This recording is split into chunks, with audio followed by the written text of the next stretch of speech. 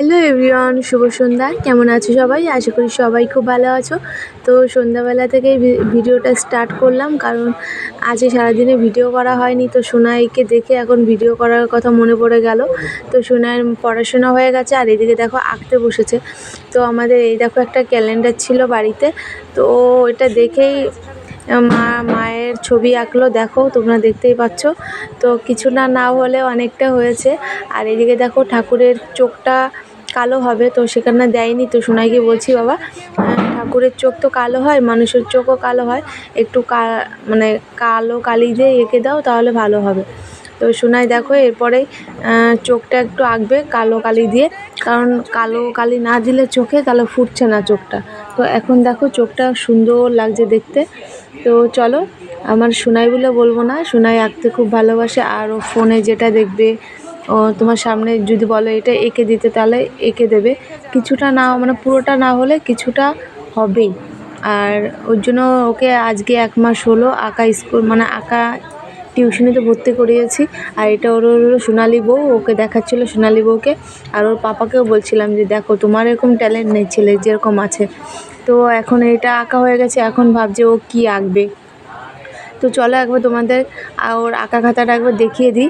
এই দেখো ও কী কী এঁকেছে, আমি নাম জানি না, এইসব ফোনে দেখে, সেগুলো দেখে দেখে আঁকে।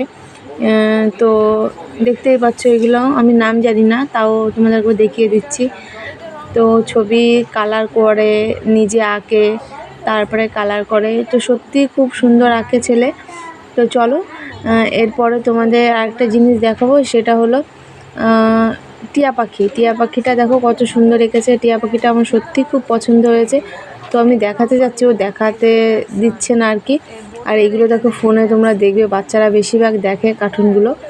আর ওর বোর্ডে যেইটা আঁকা সেইটা আঁকছে। আর এরপরে দেখো সোনাই বসে পড়েছে। তো তারপরে দেখো রামকৃষ্ণ ঠাকুরকে এঁকেছে।